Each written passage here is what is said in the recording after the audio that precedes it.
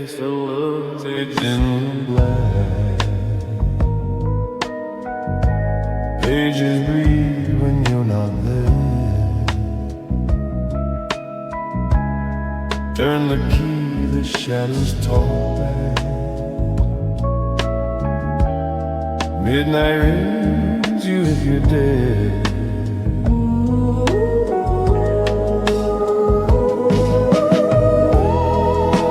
One more line, one more flight into the weird unknown.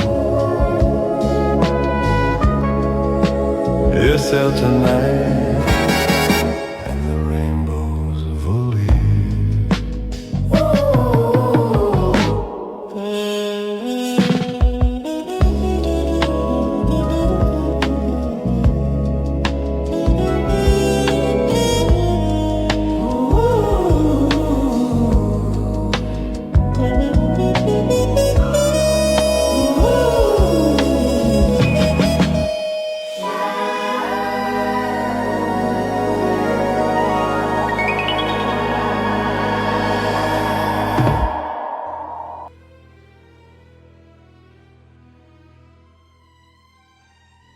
Good evening, and welcome to the Shadows. You're seated in a quiet study, far from the clamor of the world. The fire crackles low. A single lamp casts its golden pool across an open book. Tales carefully chosen. Tales that unsettled even the master of suspense himself. Outside, the rain taps against the window. Crows shift restlessly on the mantel. The chair beside the desk waits, empty, yet somehow expectant. This is Hitchcock's Tales That Terrify, Shadows from the Master, presented on SL tonight. Each week, we turn another page, step into another room where the ordinary tilts towards the uncanny, where fear wears its Sunday best and smiles politely before it strikes. Tonight, the shadows lengthen over a lonely Tennessee lake, and something watches from beneath the water. Settle in, turn the lights down low. The story is about to begin.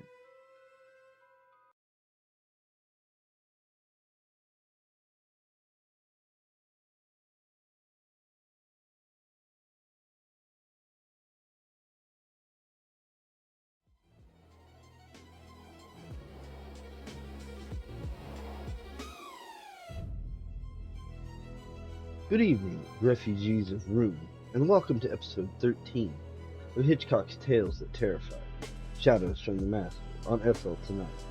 Decaying the Master's created collapses, fusing his chronicle with stories that eroded him. Correcting our map from primal mud, we lounge in Casablanca by Thomas M. Disch, a 1967 satirical apocalypse from the anthology. American expats Mr. and Mrs. Richmond vacation in Morocco's hotel Mamounia amid the rot, a global plague rotting flesh and society. Dismissing warnings, they indulge in luxury as the world crumbles. Staff vanish, riots brew, bodies stack. Their denial shatters in blackly humorous twists, critiquing privilege and doom. Dish's wry dystopia skewers denial with sharp irony. In 1964, Hitchcock probed psyche with Marnie, starring Tippi Hedren as a kleptomaniac thief and Sean Connery as her controlling husband, exploring trauma through bold visuals amid production controversies. This period facade of control mirrored the story's collapsing illusion. Set in the suite, the story unfolds.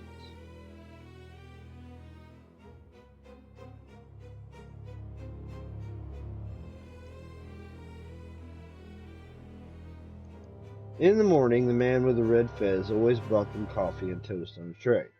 He would ask them how it goes, and Mrs. Richmond, who had some French, would say it goes well. The hotel always served the same kind of jam, plum jam. That eventually became so tiresome that Miss Richmond went out and bought their own jar of strawberry jam. But in a little while, that was just as tiresome as a plum jam. They were alternated, having plum jam one day and strawberry jam the next. They wouldn't have taken their breakfasts in the hotel at all, except for the money it saved. When, on the morning of their second Wednesday at the Belmont, they came down to the lobby. There was no mail for them at the desk. Can't really expect them to think of us here, Miss Richmond said in a piqued tone, for it had been her expectation. I suppose not, Fred agreed. I think I'm sick again. It was that funny stew we had last night. Didn't I tell you? Why don't you go out and get the newspaper this morning? So Fred went by himself to the newsstand on the corner. It had neither the Times nor the Tribune.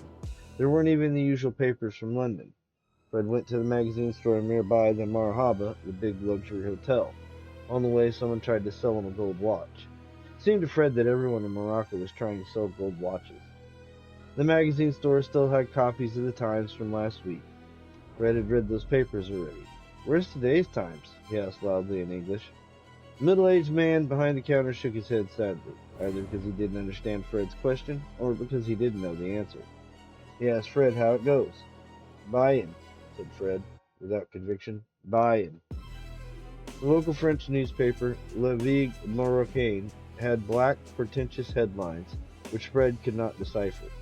Fred spoke 4 languages, English, Irish, Scottish, and American. With only those languages, he insisted one could be understood anywhere in the free world. At 10 o'clock below the watch time, Fred found himself, as though by chance, outside his favorite ice cream parlor. Usually when he was with his wife, he wasn't able to indulge his sweet tooth because Miss Richmond, who had a delicate stomach, distrusted Moroccan dairy products, unless boiled. The waiter smiled and said, "Good morning, Mr. Richmond." Foreigners were never able to pronounce his name right for some reason. Fred said, "Good morning. How are you?" "I'm just fine, thank you." "Good, good," the waiter said. Nevertheless, he looked saddened. He seemed to want to say something to Fred, but his English was very limited. It was amazing to Fred that he had come halfway around the world to discover the best damn ice cream sundaes he'd ever tasted. Instead of going to bars, the young men of the town went to ice cream parlors like this, just as they had in Fred's youth, in Iowa, during Prohibition. It had something to do, here in Casablanca, with the Muslim religion. A ragged shoe-shine boy came in and asked to shine Fred's shoes, which were very well shined already. Fred looked out the plate glass window to the travel agency across the street. The boy hissed, "Bonjour, bonjour," until Fred would have been happy to kick him. The wisest policy was to ignore the beggars. They went away quicker if you didn't look at them. The travel agency displayed a poster showing a pretty young blonde, rather like Doris Day, in a cowboy costume. It was a poster for Pan American Airlines. At last, the shoeshine boy went away. Fred's face was flushed with stifled anger. His sparse white hair made the redness of the flesh seem all the brighter, like a winter sunset. The grown man came into the ice cream parlor with a bundle of newspapers, French newspapers. Despite his lack of French, Fred couldn't understand the headlines. He bought a copy for 20 francs and went back to the hotel, leaving half the Sunday uneaten. The minute he was in the door, Miss Richmond cried out, "Isn't it terrible?" She had a copy of the paper already spread out on her bed. It doesn't say anything about Cleveland. Cleveland was where Nan, the Richmond's married daughter, lived. There's no point in wondering about their own home. It was in Florida, within 50 miles of the Cape, and they'd always known that if there were a war, it'd be one of the first places to go. "The dirty Reds," Fred said, blushing. His wife began to cry. "God damn them to hell. What did the newspaper say? How did it start?"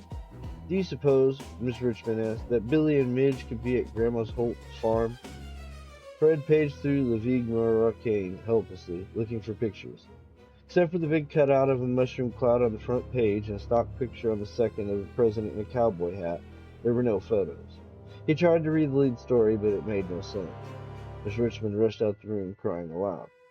Fred wanted to tear the paper into ribbons. To calm himself, he poured a shot from the pint of bourbon he kept in the dresser. Then he went out into the hall and called through the locked door to the WC. "Well, I bet we knocked the hell out of them at least." This was of no comfort to Miss Richmond. On the day before, Miss Richmond had written 2 letters, one to her granddaughter Midge, the other to Midge's mother, Nan. The letter to Midge read, "Dear Mademoiselle Holt, well, here we are in romantic Casablanca, where the old and the new come together. There are palm trees growing on the boulevard outside our hotel window, and sometimes it seems that we never left Florida at all. And in Marrakesh, we brought presents for you and Billy, which you should get in time for Christmas if the mails are good. Wouldn't you like to know what's in those packages? But you'll just have to wait till Christmas. You should thank God every day, darling, that you live in America. If you could only see the poor Moroccan children begging on the streets, they aren't able to go to school, and many of them don't even have shoes or warm clothes. And don't think it doesn't get cold here, even if it is Africa. You and Billy don't know how lucky you are. On the train ride to Marrakesh, we saw the farmers plowing their fields in December. Each plow had one donkey and one camel. That would probably be an interesting fact for you to tell your geography teacher in school. Casablanca is wonderfully exciting, and I often wish that you and Billy were here to enjoy it with us. Someday, perhaps. Be good. Remember, it will be Christmas soon. Your loving grandmother, Gramps. The second letter to Midge's mother read as follows. December 2nd, Monday afternoon. Dear Nan, there is no use pretending any more with you. You saw it in my first letter, before I even knew my own feelings. Yes, Morocco has been a terrible disappointment. You wouldn't believe some of the things that have happened. For instance, it's been almost impossible to mail a package out of the country. I'll have to wait until we get to Spain, therefore, to send Billy and Midge their Xmas presents. Better not tell B&M that, however. Marrakesh was terrible. Fred and I got lost in the native quarter, and we thought we'd never escape. The filth is unbelievable, but if I talk about that, it will only make me ill. After our experience on the wrong side of the tracks, I wouldn't leave our hotel. Fred got very angry, and we took the train back to Casablanca the same night. At least there are decent restaurants in Casablanca. You can get very satisfactory French-type dinner for about $1. After all this, you won't believe when I tell you that we're going to stay here for 2 more weeks. That's when the next boat leaves for Spain. 2 more weeks! Fred says take an airplane, but you know me, and I'll be damned if I take a trip on the local railroad with all our luggage, which is the only other way. I finished the one book I brought along, and now I have nothing to read but newspapers. They're printed up in Paris and have mostly the news from India and Angola, which I find too depressing, and the political news from Europe, which I can't ever keep up with. Who is Chancellor Zucker, and what does he have to do with the war in India? I say, if people would sit down and just try to understand each other, most of the world's so-called problems would disappear. Well, that's my opinion, but I have to keep it to myself, or Fred gets an apocalypse. You know Fred. He says drop a bomb on Red China and to hell with it. Good old Fred. I hope you and Dan are both fine and dandy, and hope B and M are coming along at school. We were both excited to hear about Billy's A in geography. Fred says it's due to all the stories he told Billy about our childhood. Maybe he's right for once. Love and kisses, Gramps. Fred, who had forgotten to mail these 2 letters yesterday afternoon, and now after the news in the paper, it didn't seem worthwhile. The Holts, Nan, and Dan, and Billy, and Midge were all very probably dead. It's so strange, Miss Richmond observed at lunch at the restaurant. I can't believe it really happened. Nothing has changed here. You'd think it would make more of a difference. Goddamn Reds. Will you drink the rest of my wine? I'm too upset. What do you suppose we should do? Should we try and telephone to Nan? Transatlantic? Would a telegram do just as well? So after lunch, they went to the telegraph office, which was in the main post office, and filled out a form. The message they finally agreed on was, is everyone well? Question, was Cleveland hit? Question, return reply requested. It cost $11 to send off $1 a word. The post office wouldn't accept a traveler's check, so while Mrs. Richmond waited at the desk, Fred went across the street to the Bank of Morocco to cash it there. The teller behind the grill looked at Fred's check doubtfully and asked to see his passport. He brought check and passport into an office at the back of the bank. Fred grew more and more peeved as time wore on and nothing was done. He was accustomed to being treated with respect, at least. The teller returned with a portly gentleman not much younger than Fred himself. He wore a striped suit with flower in his buttonhole. Are you Mr. Richmond? The gentleman asked.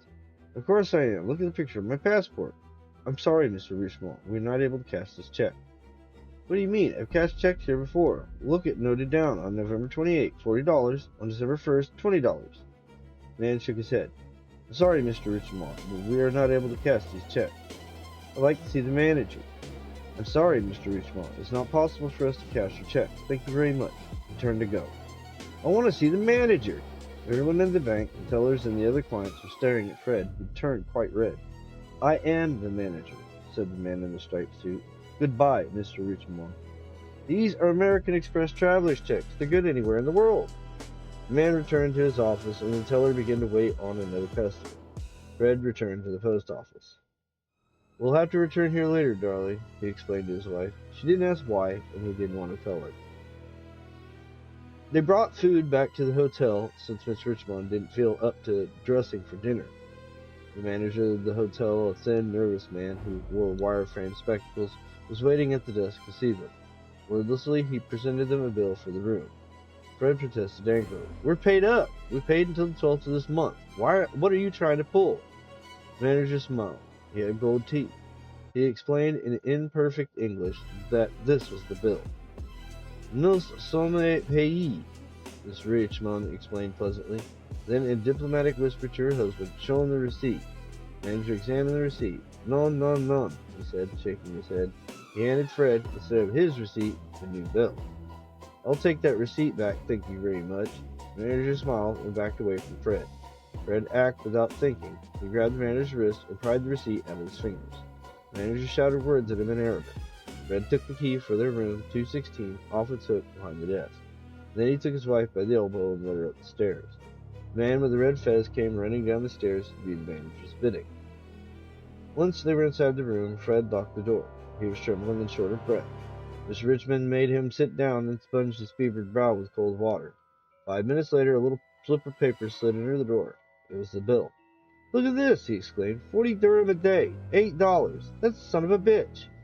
The regular per diem rate for the room was 20 dirham, and the Richmonds, by taking it for a fortnight, had bargained it down to 15. Now, Freddie, that bastard! It's probably some sort of misunderstanding. He saw that receipt, didn't he? He made out that receipt himself. You know why he's doing it, because of what's happened. Now I won't be able to cash my traveler's check here either. That son of a bitch. Now, Freddie, she smoothed the rough strands of white hair with a wet sponge. Don't you now Freddie me. I know what I'm going to do. I'm going to the American consulate and register a complaint. That's a good idea, but not today, Freddie. Let's stay inside until tomorrow. We're both too tired and upset. Tomorrow we can go there together. Maybe they'll know something about Cleveland by then. Miss Richmond was prevented from giving further counsel by a new onset of her illness. She went out into the hall, but returned almost immediately. The door into the toilet is padlocked, she said. Her eyes were wide with terror. She had just begun to understand what was happening.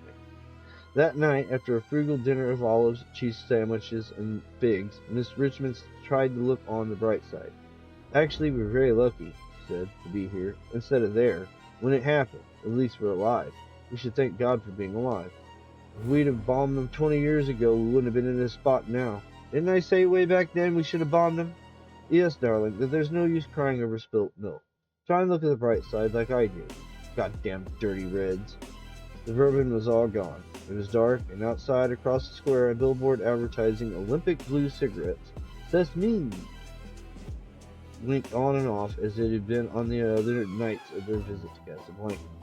Nothing here seemed to have been affected by the momentous event across the ocean. We're out of envelopes, Miss Richmond complained. She'd been trying to compose a letter to her daughter. Fred was staring out the window, wondering what it had been like. Had the sky been filled with planes? Were they still fighting on the ground in Guinea and Angola? What did Florida look like now? He'd always wanted to build a bomb shelter in the backyard in Florida, but his wife had been against it. Now it would be impossible to know which of them had been right. What time is it? Miss Richmond asked, winding the alarm. He looked at his watch, which was always right. 11 o'clock below watch time. It was an action that his company, Iowa Mutual Life, had presented him at retirement. There was, in the direction of the waterfront, a din of shouting and clashing metal. As it grew louder, Fred could see the head of a ragged parade advancing up the boulevard. He pulled down the lathe shutters over the windows till there was just a narrow slit to watch the parade through. They're burning something, he inferred to his wife. Come see. I don't want to watch that sort of thing. Some kind of statue, or scarecrow. Can't tell who it's meant to be. Someone in a cowboy hat, it looks like. I'll bet they're commies. When the mob of demonstrators reached the square over which the Belmont Hotel looked, they turned to the left towards the larger luxury hotels, the Marahaba and El Mansour. They were banging cymbals together and beating drums and blowing on loud horns that sounded like bagpipes. Instead of marching in rows, they did a sort of whirling, skipping dance step. Once they'd turned the corner, Walt couldn't see any more of them. But every beggar in town's out there blowing his horn, Fred said sourly. Every goddamn watch peddler and shoeshine boy in Casablanca. They sound very happy, Miss Richmond said. Then she began crying again. The Richmonds slept together in the same bed that evening for the first time in several months. The noise of the demonstration continued off and on, nearer and farther away for several hours. This, too, was the evening apart from other evenings, for Casablanca was usually very quiet, surprisingly so, after 10 o'clock at night. The office of the American consul seemed to have been bombed. The front door was broken off its hinges, and Fred entered, after some reluctance, to find all the downstairs rooms empty of furniture, the carpets torn away, the moldings pried from the walls. The files of the consulate had been emptied out, and the contents burned in the center of the largest room. Slogans in Arabic had been scrawled on the walls with the ashes. Leaving the building, he discovered a piece of typing paper nailed to the deranged door. It read, "All Americans in Morocco, whether of tourist or resident status, are advised to leave the country until the present crisis is over. The consul cannot guarantee the safety of those who choose to remain." A shoeshine boy, his diseased scalp inadequately concealed by a dirty wool cap, tried to slip his box under Fred's foot. "Go away, you vamoose! This is your fault. I know what happened last night. You and your kind did this. Red beggars." The boy smiled uncertainly at Fred and tried again to show his shoe on the box. "Monsieur, monsieur," he hissed, or perhaps "Merci, merci." By noonday, in the center of the town was a swarm of Americans. Fred hadn't realized there had been so many in Casablanca. What were they doing here? Where had they kept themselves hidden? Most of the Americans were on their way to the airport, their cars piled high with luggage. Some of them were bound for England, others for Germany. Spain, they claimed, wouldn't be safe, though it would be probably safer than Morocco. They were brusque with Fred to the point of rudeness. He returned to the hotel where Miss Richmond was waiting for him. They had agreed that one of them must always be in the room. As Fred went up the stairs, the manager tried to hand him another bill. "I will call the police," he threatened. Fred was too angry to reply. He wanted to hit the man in the nose and stamp on his ridiculous spectacles. If he'd been 10 years younger, he might have done it. "They cut off the water," Miss Richmond announced dramatically, after she admitted her husband to the room. "And the man with the red hat tried to get in, but I had the chain across the door. Thank heaven. We can't wash or use the bidet. I don't know what will happen, I'm afraid." She wouldn't listen to anything Fred said about the consulate. "We got to take a plane," he insisted, "to England. All the other Americans are going there. There was a sign on the door of the con—" "No, Fred, no, not a plane. You won't make me get on an airplane. I've gone 20 years without that, and I won't start now. But this is an emergency. We have to." "I refuse to talk about it, and don't you shout at me, Fred Richmond. We'll sail when the boat sails, and that's that. Now let's be practical, shall we? First thing that we have to do for you, go out and buy some bottled water, 4 bottles and bread, and no, you'll never remember everything. I'll write out a list." But when Fred returned 4 hours later, when it was growing dark, he had but a single bottle of soda, 1 loaf of hard bread, and a little box of pasteurized processed cheese. "It was all the money I had. They won't cash my checks. Not at the bank, not at the Marhaba, not anywhere." There were flecks of violet in his red, dirty face, and his voice was hoarse. He had been shouting hours long. Miss Richmond used half the bottle of soda to wash off his face. Then she made sandwiches of cheese and strawberry jam, all the while maintaining a steady stream of conversation on cheerful topics. She was afraid her husband would have a stroke. On Thursday the 12th, the day before their scheduled sailing, Fred went to the travel agency to find out what pier their ship had docked on. He was informed that sailing had been canceled, permanently. The ship, a Yugoslav freighter, had been in Norfolk on December 4th. The agency politely refunded the price of the tickets in American dollars. "Can you give me Durham instead?" "But you paid in dollars, Mr. Richmond." The agent spoke with a fussy, over-precise manner that annoyed Fred more than an honest French accent. "You paid an American Express traveler's check." "But I'd rather have Durham." "That would be impossible." "I'd give you 1 to 1. How about that? 1 dirham for $1. He did not even become angry at being forced to make so unfair a suggestion. He had been through the same scene too many times. At banks, at stores, people off the street. "The government has forbidden us to trade in American money, Mr. Richmond. I'm sorry, truly sorry I cannot help you. If you'd be interested to purchase an airplane ticket, however, I can accept money for that, if you have enough." "You don't leave much choice, do you?" He thought Betty would be furious. "But what will it cost for 2 tickets to London?" The agent named the price. Fred flared up. "That's highway robbery. Why, that's more than the first class to New York City." The agent smiled. We have no flight scheduled to New York, sir. Grimly, Fred signed away his traveler's checks to pay for the tickets. Took all his checks and all but $50 of the refunded money. His wife, however, had her own bundle of American Express checks that hadn't even been touched yet. He examined the tickets, which were printed in French. What does this say here? When does it leave? On the 14th, Saturday, at 8 in the evening. You don't have anything tomorrow? I'm sorry. You should be quite happy that we sell you these tickets. If it weren't for the fact that our main office is in Paris and that they directed that Americans be given priority on all Pan Am flights, we wouldn't be able to. I see. I'm in rather a tight spot. Nobody, not even the banks, will take American money. It's our last night at the hotel, and we have to stay over Friday night as well. You might go to the airport waiting room, sir. Fred took off the Accutron wristwatch. In America, this watch would cost $120 wholesale. You wouldn't be interested. I'm sorry, Mr. Richmond. I have a watch of my own. Fred, with the ticket securely tucked into his passport case, went out through the thick glass door. He would have liked to have had a Sunday at the ice cream parlor across the street, but he couldn't afford it. He couldn't afford anything unless he was able to sell his watch. They'd lived in the last week out on what he'd gotten for the alarm clock and the electric shaver. Now there was nothing left. When Fred was at the corner, he'd heard someone calling his name. Mr. Richmond, sir. It was the agent. Shyly, he went out a 10 Durham note and 3 5s. Fred took the money and handed him the watch. The agent put Fred's Accutron on his wrist beside his old watch. He smiled and offered Fred his hand to shake. Fred walked away, ignoring the outstretched hand. $5, he thought over and over again. $5. He was too ashamed to return at once to the hotel. Miss Richmond wasn't in the room. Instead, the man in the red fez was engaged in packing all their clothes and toilet articles into the 3 suitcases. Hey, Fred shouted. What do you think you're doing? Stop that. You must pay your bill. The hotel manager, who stood back at a safe distance in the hallway, shrilled at him. You must pay your bill or leave. Fred tried to prevent the man in the red fez from packing the bags. He was furious with his wife for having gone off, to the WC probably, and left the hotel room unguarded. Where's my wife? He demanded of the manager. This is an outrage. He began to swear. The man in the red fez returned to packing the bags. Fred made a determined effort to calm himself. He could not risk a stroke. After all, he reasoned with himself, whether they spent 1 or 2 nights in the airport waiting room wouldn't make that much difference. So he chased the man in the red fez away and finished the packing himself.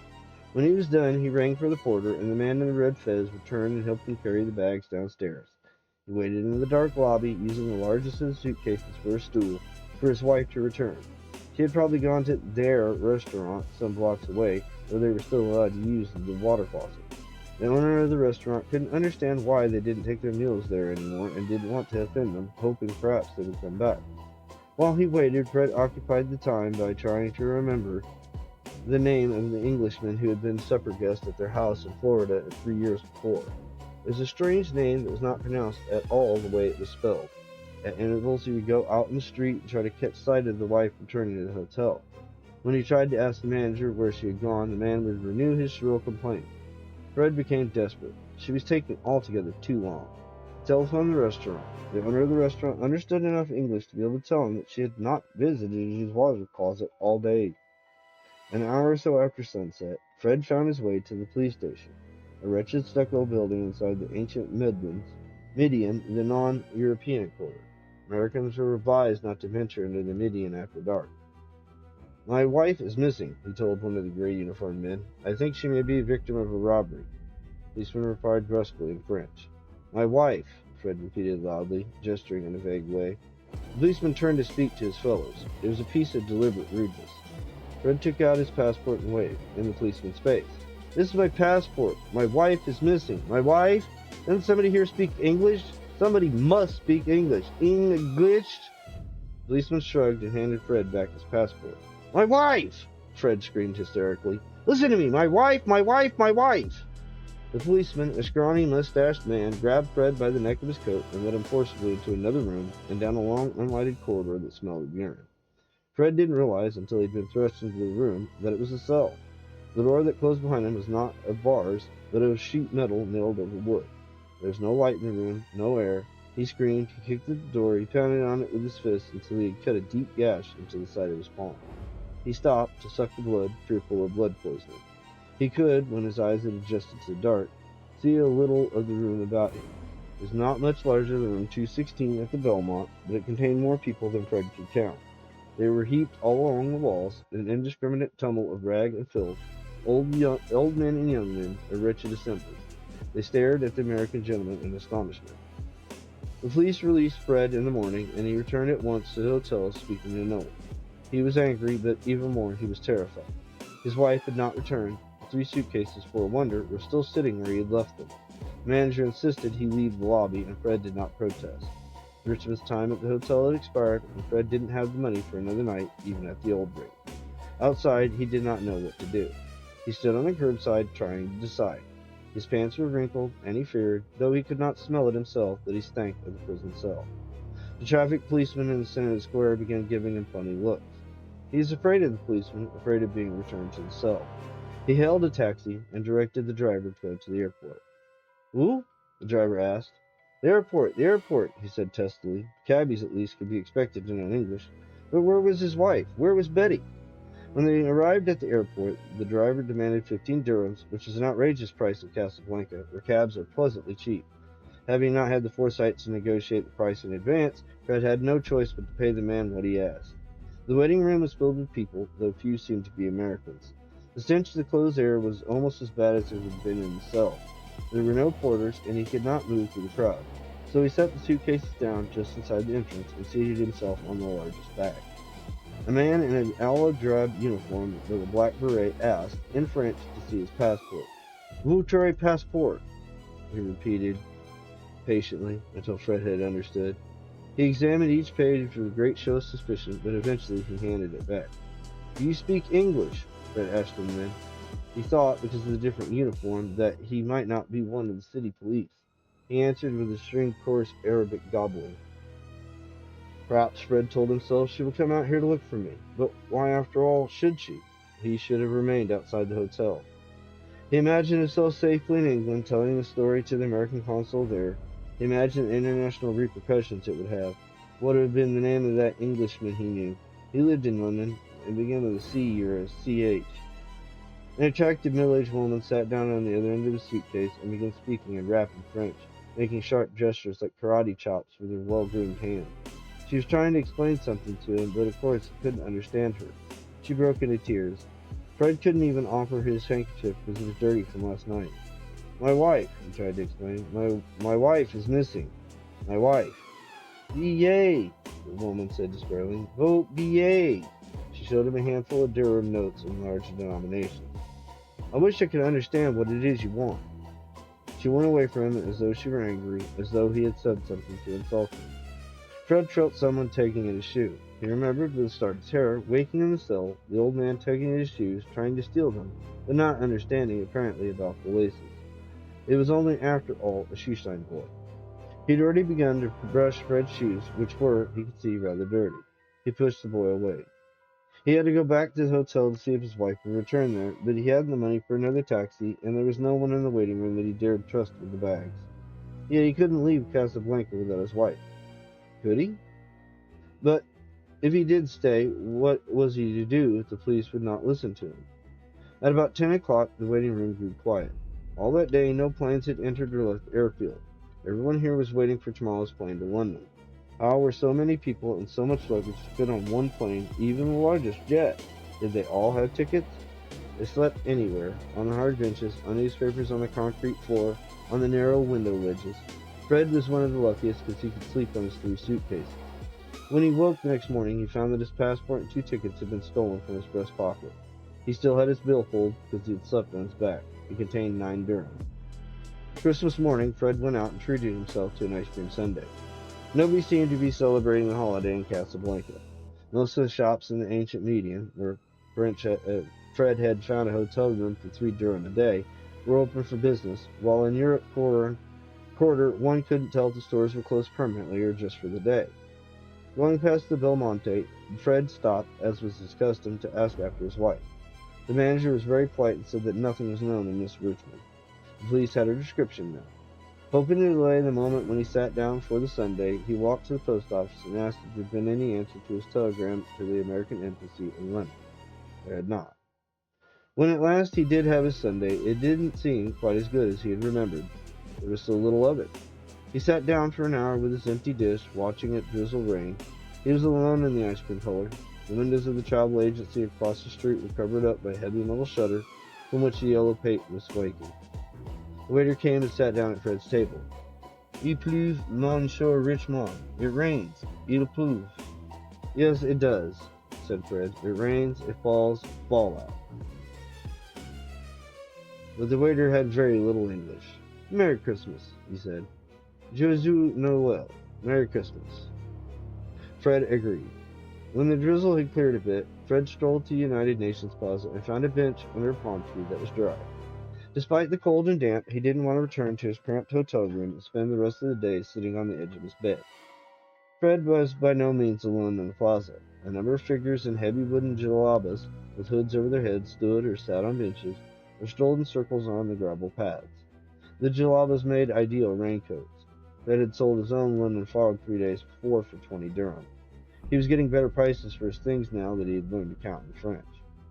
The hardest lesson to learn, and he had not yet learned it, was to keep from thinking. When he could do that, he wouldn't become angry or afraid. At noon, the whistle blew in the handsome tower at the end of the plaza, from the top of which one could see all of Casablanca in every direction. Fred took out the cheese sandwich from the pocket of his suit coat and ate it, a little bit at a time. Then he took out the chocolate bar with almonds. His mouth began to water. The shoe-shine boy scampered across the gravelled circle and sat down in the damp at Fred's feet. He tried to lift Fred's foot and place it on his box. No, said Fred, go away. Monsieur, monsieur, the boy insisted, or perhaps, merci, merci. Fred looked down guiltily at his shoes. They were very dirty. He hadn't had them shine in weeks. The boy kept whistling those meaningless words at him. His gaze was fixed on Fred's chocolate bar. Fred pushed him away with the side of his foot. The boy grabbed for the candy. Fred struck him in the side of the head. The chocolate bar fell to the gravel not far from the boy's calloused feet. The boy lay on his side, whimpering. You little sneak, Fred shouted at him. It was a clear-cut case of thievery. He was furious. He had a right to be furious. Standing up to his full height, the foot came down accidentally on the boy's rubbish shoe-shine box. The wood splintered. The boy began to gabble at Fred in Arabic. He scurried forward on hands and knees to pick up the pieces of the box. You asked for this, Fred said. Kicked the boy in the ribs. The boy rolled with the blow as though he were not unused to such treatment. Little beggar, thief, Fred screamed. He bent forward and tried to grasp a handhold of the boy's hair, but it was cut too close to his head to prevent lice. Fred hit him again in the face, but now the boy was on his feet and running. There was no use pursuing him. He was too fast, too fast. Fred's face was violet and red, and his white hair, in need of a trim, straggled down over his flushed forehead. He had not noticed, while he was beating the boy, the group of Arabs or Muslims, or whatever they were, that had gathered around him to watch. Fred could not read the expressions on their dark, wrinkly faces.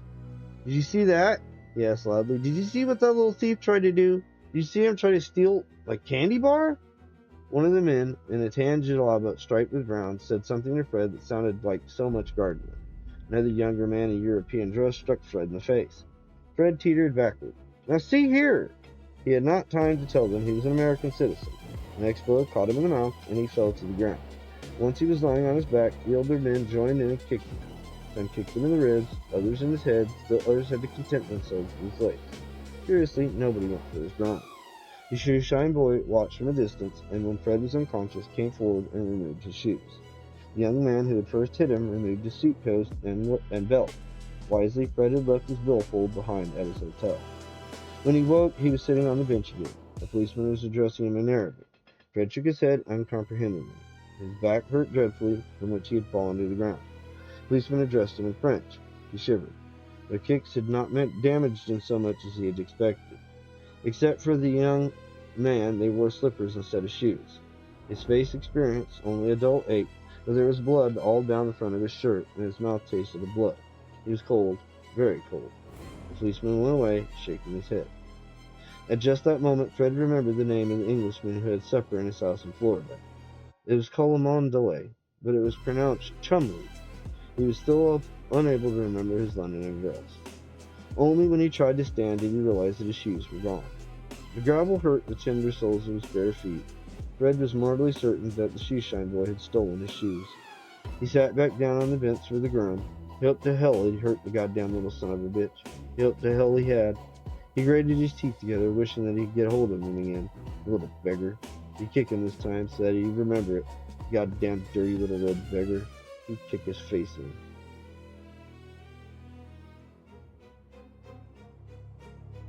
And so rots Casablanca. The luxury denies the inevitable. The biting satire and privileges fall. As Richmond's world dissolves, it echoes Hitchcock's unmasking illusions. Marnie's mixed reception preceded Torn Curtain, 1966, a Cold War spy thriller with Paul Newman and Julie Andrews, blending espionage with strained relations. Despite challenges, these 1960s efforts shaped his legacy, influencing anthologies with ironic decays. Did this satire sting? Comment your take. Next is The Road to Mictlantecuhtli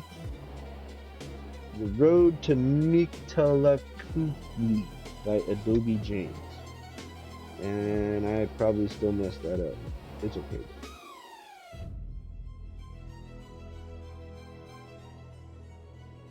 Like, comment, subscribe. And tell me, what did you think of the story? Really? Cling to your illusions wisely. Good night.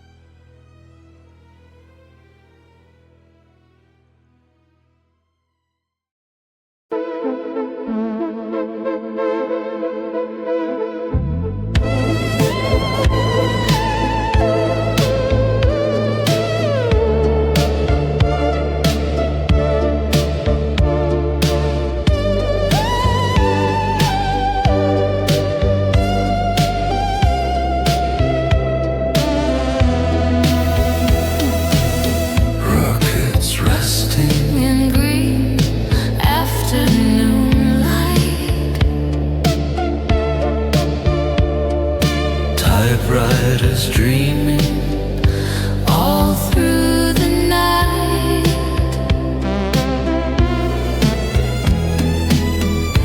A smiling sun hangs on a cardboard sky,